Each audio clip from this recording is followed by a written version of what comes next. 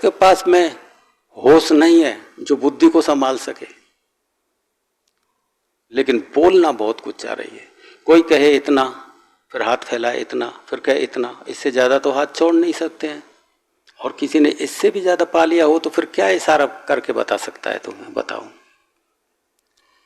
अरे जितना इशारा कर दिया उतना तो तुम समझ जाओगे कि भाई कोई चीज़ इतनी मोटी है, इतनी बड़ी है, इतनी बड़ी है, इतनी बड़ी है, तुम समझ जाओगे। लेकिन इससे ज़्यादा यदि मिल गया तो फिर कैसे समझा पाएगा? फिर उल्टे सीधे शब्दों को पटकेगा वो, फिर वो इधर उधर घुमाएगा, एक एक चीज़ को रिपीट करेगा बार बार। वो बार बार रिपीटिशन से तुम कुछ समझ जाओ तो बस ये है समझ की कला। समझने की जो कला है वो ये है कि अब हम समझे कि ये कुछ कहना तो चाह रहा है, लेकिन इस कहने के लिए इसके पास शब्द नहीं है, शब्दों को जुटाना पड़ता है। परमात्मा कोई वस्तु थोड़ी है जिसे कह दिया जाए। वस्तुओं के बारे में कहा जा सकता है, चीज़ों के बारे में एक्सप्लेन किया जा सकता है, छोटा बड़ा किया जा सकता है, सुंदर असुंदर बताया जा सकता है, अच्छा बुरा बताया जा सकता है, आनंद सुख बताया जा, उदाहरण दे के बताते हैं। लेकिन जब ये कुछ भी ना रहे तो उस स्थिति को क्या कहेगा व्यक्ति? मानो अभी तो तुमसे कह रहे हैं आनंद, तो तुम आनंद को जानते हो, जिन जिन चीज़ों से तुम आनंद लेते हो, नहाने से, धोने से, नाचने से, प्रेम करने से, जो आनंद तुमने जिन जिन दिशाओं से लिए वो जानते हो। और मैं यदि कह दूं आनंद बहुत आता है तो तुम इन्हीं जो संसार से आनंद लिए हैं इनको ही आधार बना के आनंद को सोचेंगे, इनको ही आधार बनाएंगे, क्योंकि आपके पास में कोई ऐसा आधार नहीं है जो परमानंद को समझ सके।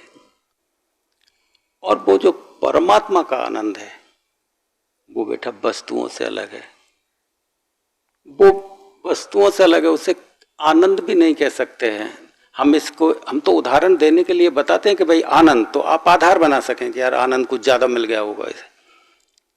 अभी तो कभी कभी बेटा इस संसार की खुशी को भी तुम नहीं झेल पाओगे। बहुत सारे सुखद संदेश तुम्हें मिल जाते हैं तो खुशी से इतने पागल हो जाते हो कि बीपी बढ़ जाए और कई बार हार्ट अटैक तक भी आ जाता है। अभी तो यही आनंद नहीं झेलता तुमसे। संसार के सुखद संदेश यदि तुम्हें आ जाए तो खुशी के मारे बीपी बढ़ा लो, और क्योंकि ये समझ सोचो दुख में ही बीपी बढ़ता है सुख में भी बीपी बढ़ जाता है, बीपी बढ़ जाता है। इस सुख को, छोटा मोटा जो वस्तुओं का सुख है, तुम इसे ही नहीं झेल सकते अभी, क्योंकि इसको भी झेलने के लिए सामर्थ्य चाहिए। बुद्धि की सामर्थ्य नहीं झेल सकती है उस सुख को। जिस सुख के बारे में वो लड़की बता रही थी, जिस सुख के बारे में वो कह रहे, और ये लड़की जब मेरे पास आई थी, ये इसकी कुछ ज़्यादा उम्र नहीं थी, छोटी सी थी, पढ़ती, ट्रेनिंग कर रही थी शायद, उस समय ये आई थी। कुछ सत्संग वगैरह, ज्ञान वगैरह कुछ ऐसा कुछ पता ही नहीं था। पूजा पाठ वगैरह कर लेती होगी कुछ घर में, जो व्रत उपवास जैसे अपने लोग करते हैं। बस ये देखा, देखते के साथ ही इसकी जो स्थिति बनी, उस स्थिति का वर्णन करना बड़ा मुश्किल हो गया था प्रथम बार। अब मैं कोई इसने बस ये इतना मुझे इतना याद है कि जब ये दरवाजे में प्रवेश करती थी ना, गेट पे, वहाँ जैसे इतनी दूर गेट है, तो वो गेट से यहाँ तक दूसरे लोगों को उठा के लाना पड़ता था ऐसे। वहाँ गेट में घुसते ही उस सहन ही नहीं होती थी, वो इतना वो अंदर प्रवेश कर जाती थी कि वो यहाँ की सुध-बुध खो देती थी और गहराइयों में चले जाती थी एकदम से। उन गहराइयों की खबर लेके आती थी, लेके बता नहीं पाती थी, दूसरे लोग उठा के लाते। शुरुआत में होता था ऐसा इनको, शुरुआत में। धीरे धीरे धीरे धीरे चीज़ें हजम होने लगती हैं बेटा। बार बार जब तुम किसी चीज़ को देखते हो ना, शुरू में देखते हो तो एक अचंबा होता है, लेकिन धीरे धीरे उसी चीज़ को बार बार देखो तो अचंबा समाप्त हो जाता है, चीज़ें रमने लग जाती हैं। वो धीरे धीरे चीज़ें रमने लगी, रफ्तार बढ़ने लगी, रमने लगी। और इसके बाद इस लड़की ने विवाह भी किया, बच्चे भी हैं। नौकरी और घर का काम संभालना और परमात्मा को संभालना, ये बड़ी दुर्लभ बात है बड़ा दुर्लभ खेल है कि नौकरी, घर और फिर दुनियादारी, रिश्तेदारी और फिर ये परमात्मा, इतनी सारी चीज़ों को संभालने के लिए बहुत बड़ा हृदय चाहिए। जिसका हृदय खुल जाता है वही संभाल पाता है। वो ही संभाल पाता है। बड़ी अद्भुत दशा है, जिसे ये कहना तो चाह रही लेकिन कह नहीं पाए, कबीर नहीं कह सके। उल्टा कुआं गगन में देखा, नदियां लागी आगी रही। क्या नदी में आग लग सकती है? क्या गगन में कुआं हो सकता है? तुम सोच के देखो, जहां पानी है, समंदर है, उसमें कैसे आग लगेगी?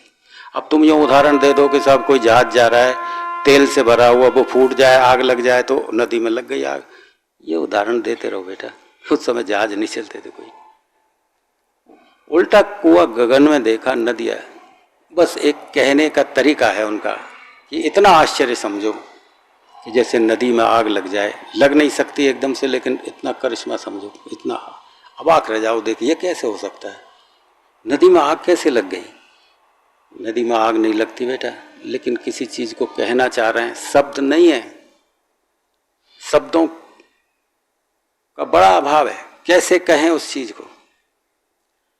जानकर ही जाना जा सकता है।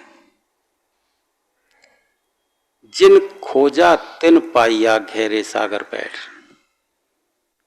जिसने डुबकी लगाई ना बेटा, जितनी डुबकी लगाई उसने उतना जान लिया। हर डुबकी पूर्णता का आभास देती है।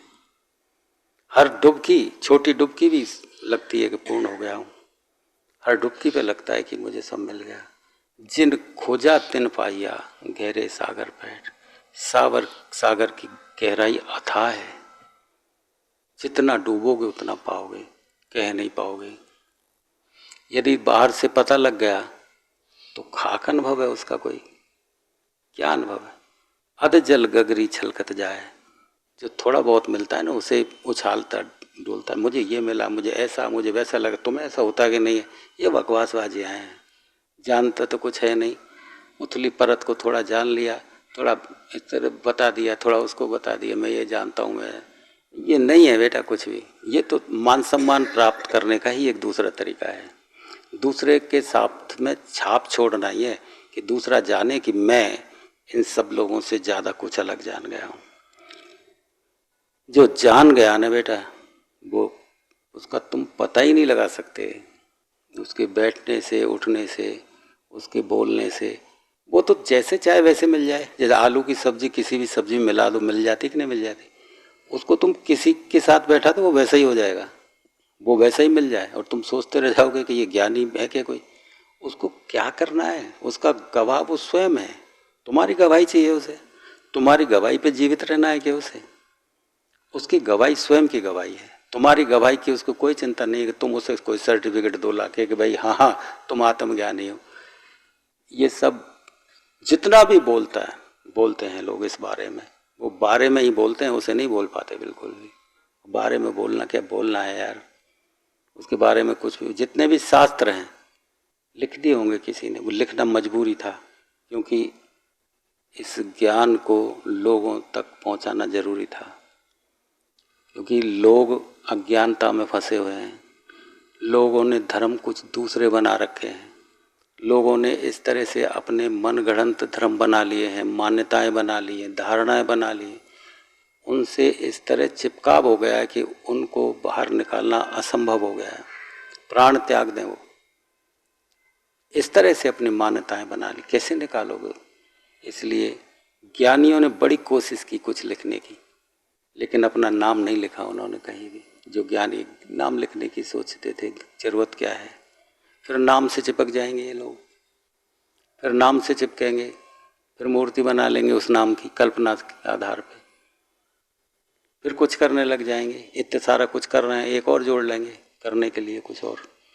वो आदमी तो ठाली है ना, कुछ ना कुछ करना चाहता है, सोचता है कि भाई ये नहीं, ये नहीं है, वो तो बिजी रहना चाहता है ना आदमी, तो वो तो कुछ और जोड़ लेगा। और आज तुम जानते हो ये भी एक तरह की, इस तरह की मान्यता बन गई है कि जितना व्यस्त रहे व्यक्ति उतना अपने आप को समझता है कि मैं स्वस्थ हूँ। दूसरे को बताते हैं भाई मुझे समय नहीं मिलता, बड़ा व्यस्त रहता हूँ, समय नहीं मिलता। इसमें भी आदमी की शान ही, शान बताता है इतना व्यस्त हूँ। जबकि तुम कितने व्यस्त हो, लेकिन एक अर्जेंट तुम्हारे पास कोई इस तरह की सूचना आ जाए तो व्यस्त धरी रह जाएगी, तुम जाना पड़ेगा, तुम्हें वहाँ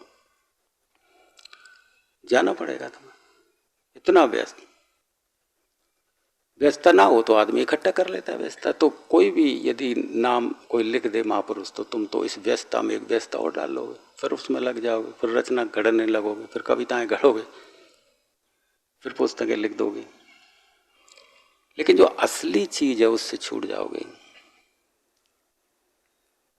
कृष्ण को अर्जुन के सामने कोई बोलने की जरूरत नहीं थी।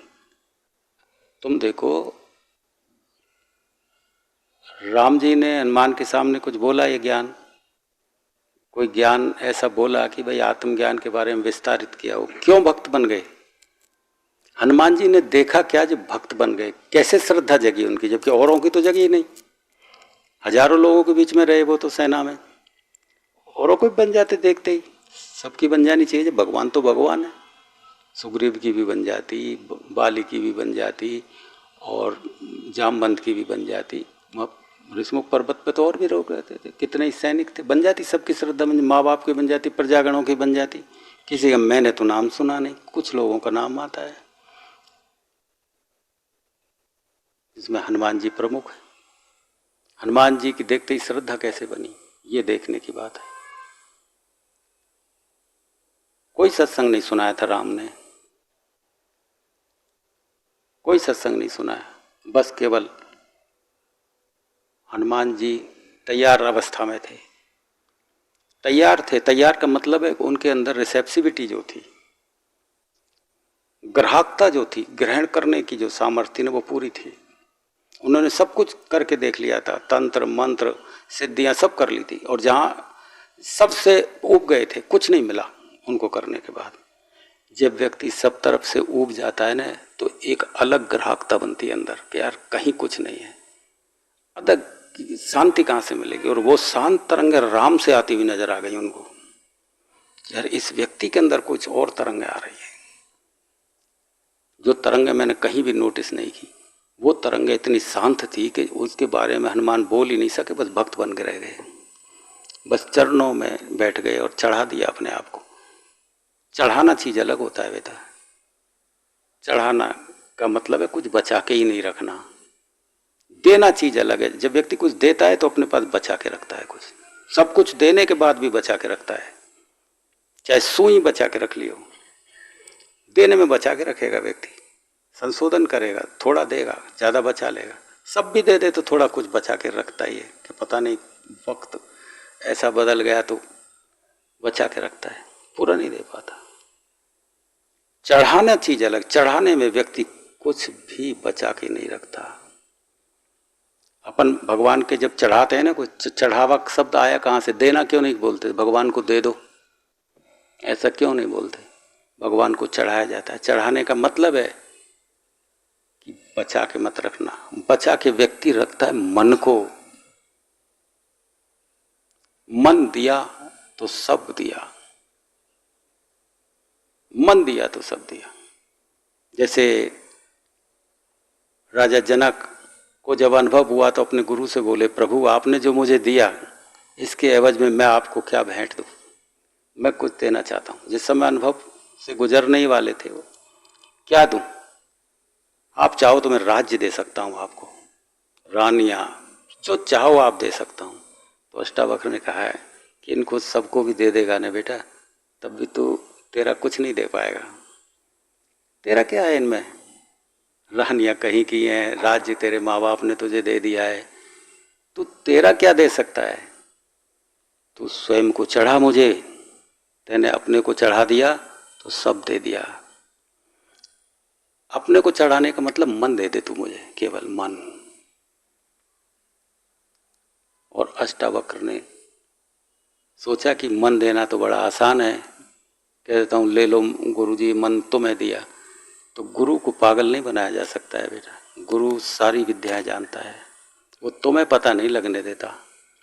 गुरु सारी कलाओं को जानता है, तुम्हें पता लगाने क्या, जो कोई नाम थोड़ी करना उसे। तो उसने कह तो दिया, दे दिया मन, लेकिन बेटा कहा। और कुछ दिन उनके साथ जंगल में रहे अष्टावक्र के साथ में। और जब कोई समाचार आया राज्य से, तो वो घोड़े पे चढ़ने लगे तो एक पैर पैडल पे जमा लिया और एक पैर धरती पे था। तो अष्टावक्र बोले कि मन तो मुझे दे रखा है, किससे पूछ के पैडल पे पैर रखा तेने, ये बता। तो फट से उतारने लगा कि महाराज गलती हो गई कि अब उतार भी मेरी मर्जी से, मन मुझे दे दिया है। दृष्टांत तो छोटा है, लेकिन इसके पीछे गुरु ऐसा नहीं चाहते थे कि पैर वहीं रखा रहे। उसे केवल इतना बताना चाहते थे कि मन ऐसे नहीं दिया जाता है। मन देने में बेटा समस्त जो सोच है वो एक जगह की जाती है। समस्त सोच अच्छे बुरे के साथ बस उसी को जोड़ के सोच बनाई जाती है। ये नहीं है एक एकाग्रता, एक रूपता आ जाए, वो है मन दिया। अभी तो तेरा मन राज्य से समाचार आ गया तो फट से तैयार हो गया जाने के लिए। यदि एक रूप होता मुझ में तो पहले तुम मुझसे पूछ लेता कि प्रभु ये समाचार आए हैं, तो एक रूपता मानी जाती। एक रूपता चीज अलग है।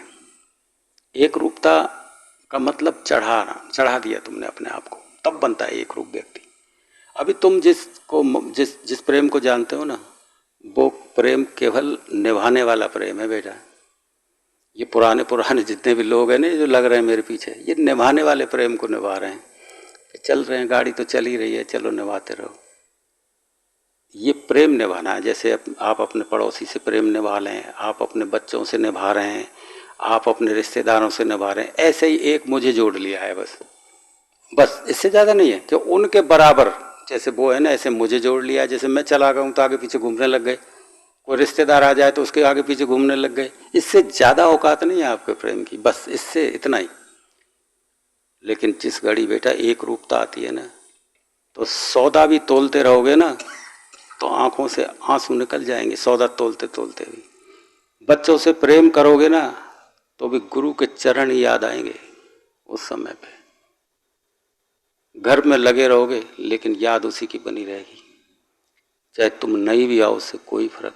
वो चीज बताना चाहते थे अष्टावक्र अपने शिष्य को, राजा जनक को, कि एक रूपता जिस घड़ी आ जाती है उस समय तेने रानियों को भी मुझे दे दिया, राज्य को भी मुझे दे दिया,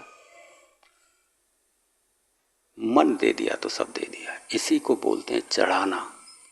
हम जब देवता के ऊपर नारियल फोड़ते हैं ना बेटा, तो नारियल ये सिर का प्रतीक है बेटा। नारियल फोड़ने से कोई मतलब नहीं है। तुम नारियल चढ़ाते हो ना, एक नारियल चढ़ा दिया, इसका मतलब सिर चढ़ा दिया होता है। अब सिर तो आपके पास है नहीं, आप तो निमुंडे हो, क्योंकि सिर होता तो चढ़ा देते। वो तो घमंड ने घेर रखा है सिर तो अहंकार ने घेर रखा है, तो सिर तो है नहीं, आप तो निमुंडे हो। तो सोचते हो नारियल से ही पार पटक लो, भगवान कहीं बहकाने में आ जाए, नारियल समझ लेगा मेरा ही सिर है। नारियल का मतलब है सिर चढ़ाना, यानी मन चढ़ा देना। नारियल फोड़ते कि नहीं फोड़ते? गाड़ी नहीं लेते हैं तो नारियल फोड़ते हैं, कुछ फोड़ते हैं, देवी के जाते हैं तो ऐसे फोड़ते हैं, उसको चढ़ाते फोड़ देते हैं। यानी इस अहंकार को फोड़ दो जो माथे में मौजूद है, ये है सबसे बड़ी बात। लेकिन प्रतीकों को पकड़ लिया है, और प्रतीक जब पकड़ में आ जाते हैं ना तो असली छूट जाता है, फिर असल छूट जाता है।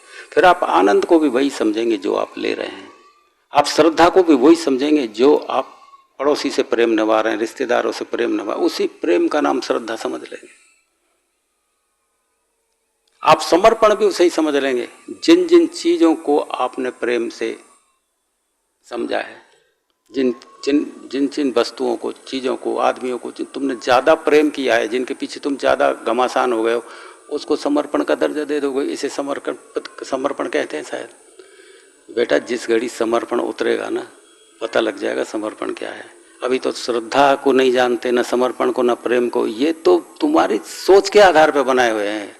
जिस घड़ी उतरेगी ना श्रद्धा, उस घड़ी बताऊंगा ये है श्रद्धा, ये है समर्पण, ये है प्रेम। अभी नहीं जानते। अभी तो मैं भी, जो आप जिस प्रेम को जानते हो ना, मैं केवल उसी प्रेम, देखो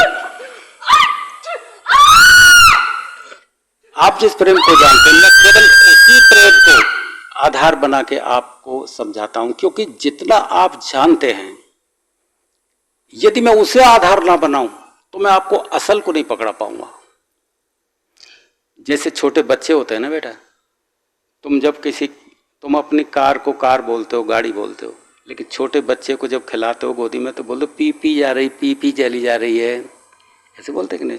असली नाम से नहीं पुकारते, कुछ और नाम से पुकारते हैं, जो सब पी पी जा रही है। क्योंकि तुम जानते हो बेटा, पी पी एक साधारण शब्द है जो होठों से उच्चारित होता है। पी पी बोल देगा, गाड़ी बोलने में जीभ उलटती है तो पी पी जल्दी से बोल देगा, तो हमने गाड़ी को पी पी कह दिया। अब पी पी को हमने आधार क्यों बनाया? क्योंकि वो होठों से जल्दी बोल जाता है, पी पी। पापा जैसे बोलते हैं, पापा को पिताजी क्यों नहीं बोलते? क्योंकि पिताजी बोलने में जीभ उलटती है। तो लोगों ने सरल तरीका क्या समझा कि पिताजी से पहले लिया केवल, पापा में होठ, ईयर, होठ। बच्चा जल्दी से होठ से बोलने वाले शब्दों को जल्दी सीखता है पहले, तो होठ से बोलने वाले शब्दों को सीखता है, तो वो पापा पापा ऐसे कहते, वो तो पिताजी का नाम पापा पड़ गया। तो पीपी जब जैसे गाड़ी को बताते हो कि पीपी जा रही है, तो वो पिता भी जानता है अच्छी तरह कि बड़ा होगा जब अपने आप समझ जाएगा कि इसे गाड़ी बोलते हैं, पीपी नहीं बोलते। वो तो एक आधार बनाया था मेरे को समझाने के लिए कि जल्दी बोल सकूं मैं पीपी, इसलिए मुझे पिता ने बताया। जब बड़ा होगा, जब समझेगा कि इसे गाड़ी बोलते हैं, इसे कार बोलते हैं, तब वो पापा पे दोषारोपण नहीं करेगा। वो ये नहीं कहेगा कि आपने तो मुझे गाड़ी नहीं बताई, कार नहीं बताई, आपने पीपी क्यों बताई थी इसे। बच्चा समझ लेगा कि उस समय होठ से पीपी ही बोल सकता था मुझे, इसलिए शब्दों को उच्चारण करवाने के लिए मुझे पीपी कह के समझा दिया था। आज पापा की गलती नहीं बताएगा, वो जानता था कि जब बड़ा होगा, जब अपने आप समझ जाएगा। तो बड़े जब बच्चे हो जाते हैं, बड़े बच्चे जब हो जाते हैं, तो जब कार को कार बोलते हैं तो पिता से शिकायत करते हैं कि पहले तुमने पीपी क्यों बताया। वो जानते हैं अच्छी तरह, बड़ा होने पे व्यक्ति अपने आप समझ जाता है। गुरु भी जानता है बेटा, जिस चीज को तुम जानते हो, जिस प्रेम को तुम जानते हो, उसको ही आधार बनाया जाता है। गुरु बनाता है उसे आधार कि यार इसी प्रेम के आधार को समझाया जाएगा, इसी प्रेम से समझाया जा सकता है। लेकिन जिस घड़ी असली प्रेम उद्घाटित होगा, असली श्रद्धा उद्घाटित होगी, असली समर्पण उद्घाटित होगा, तो ये प्रेम अपने आप समझ पड़ जाएगा और तुम्हारी शिकायत भी नहीं रहेगी। क्योंकि गुरु की भी मजबूरी थी, इसे बताना बहुत जरूरी था। यदि इसे नहीं बताते तो असली भी हाथ नहीं आने वाला था। तो जो बताया जाए, संसार में जो है उसको आधार बनाया जाता है, उसे ही बताया जाएगा, उसके आधार पर असली पकड़ में आता है। असली पकड़ में उसी समय आता है। तो आपके समझ में धीरे धीरे ये चीजें आ भी रही हैं। तो ये जो लड़की अभी जो बोल रही थी, मैं सुन रहा था। आप शब्दों को देखते हैं बेटा, मैं उसके अंदर पड़े हुए जो चेतना का बीज का विकास देख रहा था कि कितना विकसित हो गया है बीज इसके अंदर, कि बार बार एक चीज को कितनी बार रिपीट करती है ये लड़की। और एक दिन ये लड़की जब बोलना सीख जाएगी ना, तो कान काटेगी, तुम इतना अच्छा बोलना सीख जाएगी। आज ये बोलना नहीं जानती, कोई ये वक्ता थोड़ी है, कितना काम कर रही है। बच्चों को साधना, रिश्तेदारों को साधना, पति को साधना। पति को साधना बड़ी टेढ़ी खीर होती है, सबसे बड़ी टेढ़ी खीर वही है। पड़ोसी, रिश्तेदारी, सबको साधना, और उसके बीच में परमात्मा और बीच में आ जाता है, वो महाटेढ़ा है, वो उसको साधना कितनी बड़ी बात हो गई। बोलो, सबको साधना, बोलो, और फिर बोलना और बगल में रख दिया कि बोलो, तो बड़ा मुश्किल होता है बोलना बेटा।